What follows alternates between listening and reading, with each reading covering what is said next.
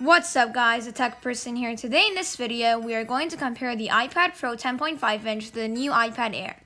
Both are incredibly similar devices, and they both have their advantages and disadvantages. But which is better? Let's find out. So the first thing I want to talk about is the display.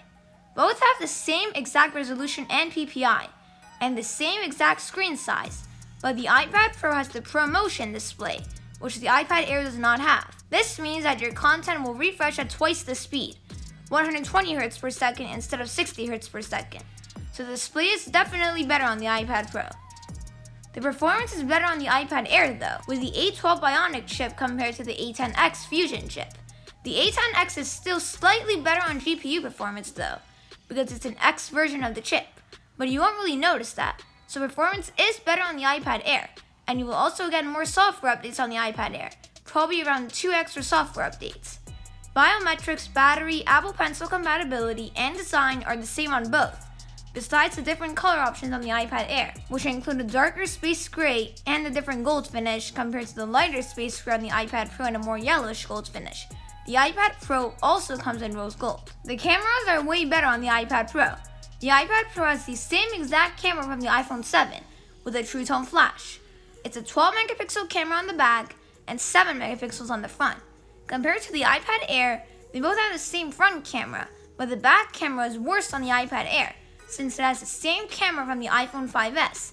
In fact, worse than the iPhone 5S since it has a worse aperture at f2.4, which means less wide. In video recording on the back camera, the iPad Pro can do 4K at 30 FPS, but the new iPad Air can only do 1080 at 60 FPS. So overall, the back camera is way better on the iPad Pro, but the front camera is the same. Once again, the speakers are way better on the iPad Pro. The iPad Pro has quad speakers, which means you can hear both channels of the audio, similar to headphones. On the other hand, the iPad Air has 2 speakers on one side, which is worse than the iPad Pro. Overall, speakers are way better on the iPad Pro.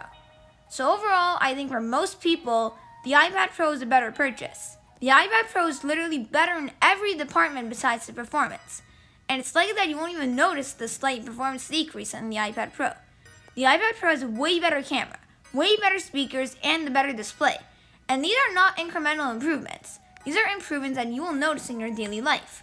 So if I was in the market of an iPad, and I had to decide between these two iPads, I would definitely pick the 10.5 inch. In fact, Apple still sells the iPad Pro 10.5 inch in the refurbished section for cheaper than the iPad Air at only $469.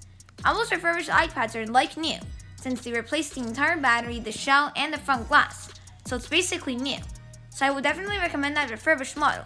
Or if you don't like refurbished, then Best Buy is selling the iPad Pro 10.5 inch for the same exact price as the iPad Air, so I would also definitely recommend that.